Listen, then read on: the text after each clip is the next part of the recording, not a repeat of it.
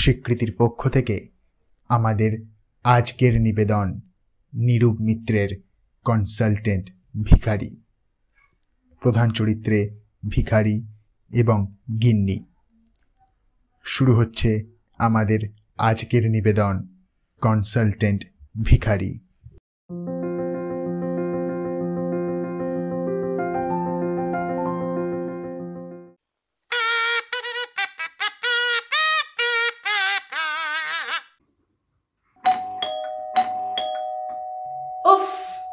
স্নান করে উঠতে না উঠতে কি আবার উপদ্রব এসে জুটল।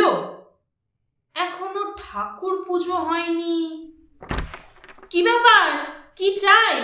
মা, ভিখিরিকে 10টা টাকা দেন, ভগবান মঙ্গল করবেন। ও হরি, এ কেমন বায়না?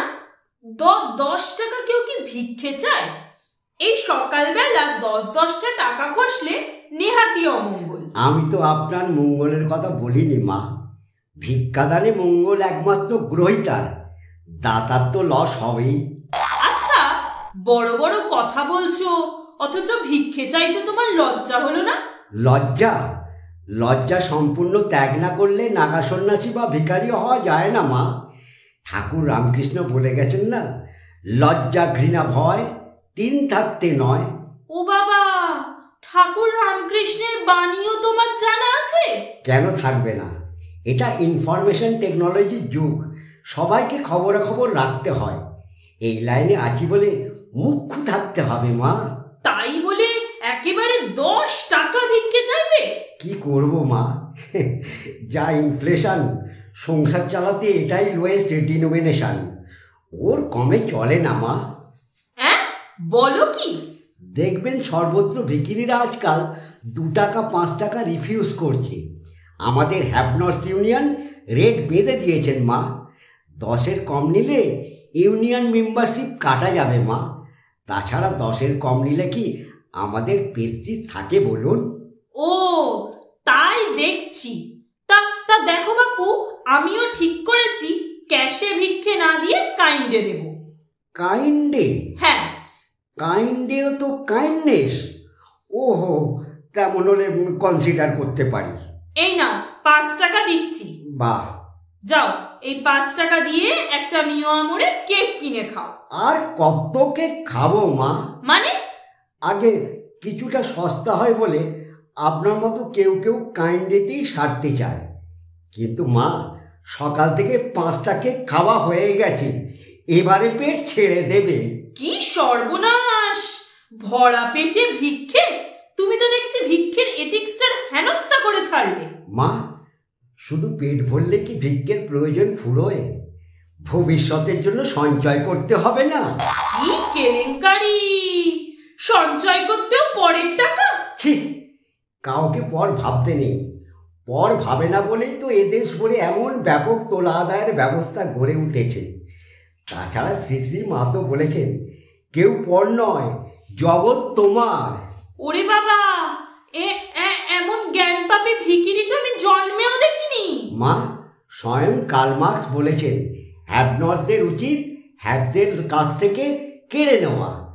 আমি তো বল প্রয়োগ করিনি, চেয়ে নিচ্ছি। আপনি রাগ করছেন কেন? রাগ করবো না? রাগ করবো না? এমন হাড্ডা গাড্ডা স্বাস্থ্য তোমার, চেয়ে খাবে কেন? কাজ করে উপার্জন করতে পারো না? কাজ করে রোজগার করার পাঠ পশ্চিমবঙ্গ থেকে অনেকদিন উঠে গেছে মা। সর্বত্র কর্মচারী ইউনিয়নগুলি দলমত নির্বিশেষে একটাই তো স্লোগান, আসি যাই বেতন পাই, কাজ করলে উপরি চাই। শোনেননি মা জননী? শুনেছি বই কি, এই করেই তো দেশটা গোল্লায় গেল। হ্যাঁ, তাছাড়া মা, কাজ কোথায় যে কাজ করব? কাজ থাকলে বাংলায় এমন লাখে লাখে বেকার থাকতো। আচ্ছা, বিপদে পড়েছি। আরে বাবা, চাকরি করতে হবে কেন? স্বনির্ভর স্বরোজগারের তো উপায় আছে নাকি? আছে মা, তার পরিমাণ ওই পুষ্পদের থেকে বেশি নয়। বস্তুত এদেশে আত্মনির্ভর হওয়ার 2টো মাত্র উপায়, ডাকাতি অথবা ভিক্ষে। ডাকাতির মতো খতরনাক প্রফেশনে না গিয়ে নিরীহ ভিক্ষাবৃত্তি নিয়েছি। এটা কি অপরাধ হলো মা? ওহে শোনো, তোমার সঙ্গে কথায় পারা যাবে না দেখছি। আচ্ছা আচ্ছা, তুমি কি জীবনে কখনোই কোনো কাজ করনি? কেন করব না? ভিক্ষেও তো কোয়াইট নোবেল প্রফেশন, একটি হার্মলেস স্বনিযুক্ত প্রকল্প। আমি বলছি, তুমি কি ভিক্ষে ছাড়া আর কোনো কাজ করনি, মানে সোশ্যাল ওয়ার্ক জাতীয়? কেন মা, ভিক্ষেও তো একটি রেসপেক্টফুল সোশ্যাল ওয়ার্ক। কি বললে? হ্যাঁ। কি বললে? ভিক্ষে সোশ্যাল ওয়ার্ক? হ্যাঁ, নয়, দাতাকে পুণ্য অর্জনের সুযোগ করে দিতেই তো আমাদের এই পরিষেবা। বলো কি, ভিক্ষে হলো পরিষেবা? নয়, ভেবে দেখুন, লোকে পুণ্য অর্জন করতে দেশ দেশান্তরে ছোটে, তাতে যেমন খরচ তেমনি নানান হ্যাপা, পথশ্রম। আমি সেই সব পুণ্যলোভীদের ট্রাভেলস এবং ইউজলেস এক্সপেন্ডিচার বাঁচিয়ে ফোকটে পুণ্যার্জন করতে সাহায্য করি, স্রেফ ভিক্ষে দিয়ে অনন্ত স্বর্গের পাসপোর্ট। বলুন ঠিক বলছি কি না? তাও তো বটে, এ ব্যাপারটা তো ভেবে দেখিনি। আর ভেবে সময় নষ্ট করবেন না মা জননী। সামান্য 10 টাকাতে এমন সস্তায় এমন পরিষেবা কে দেবে?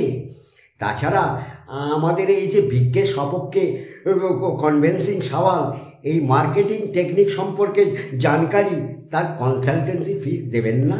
আমি তো তোমাকে কনসাল্ট করতে যাইনি বাবা। নাই বা গেলেন, গায়ে পড়ে অ্যাডভাইস দেওয়া তো কনসালটেন্সির বৃত্তির অঙ্গ। ফর নাথিং, কারোর রুজির পথে কাঁটা হবেন না মা। ওহো হো হো, তোমাকে ভিক্ষাবৃত্তির কনসালটেন্ট হতে কে বলেছিল? কি আর বলবে মা, গরজ বড় বালাই।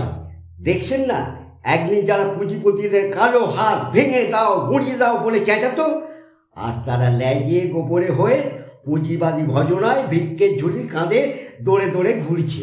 আরে বাবা, সে তো শিল্পের উন্নতির জন্য। যথার্থই বলেছেন মা জননী, বাংলার উন্নতির জন্যই তারা ভিক্ষের ঝুলি কাঁধে দেশে দেশে ঘুরে বেড়াচ্ছেন।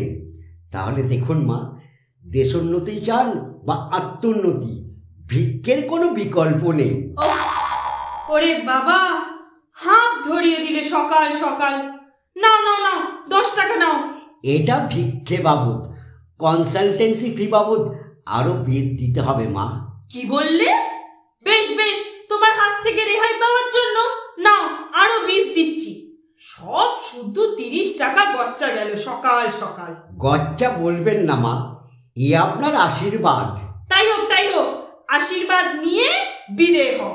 থ্যাংক ইউ মা জননী, আপনাদের দয়া মায়ার বলেই তো আমাদের বার বৃদ্ধি। এমন করে চিরবিদায় দিয়ে কোলছাড়া করবেন না মা। টাটা, বাই বাই, ফির মিলেঙ্গে।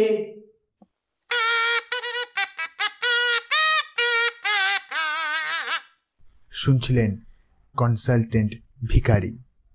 ভিখারির অভিনয় রমেশ সরকার, গিন্নির অভিনয় অনিন্দিতা দাস, নির্দেশনায় রমেশ সরকার, পোস্টার ডিজাইন অরিজিৎ।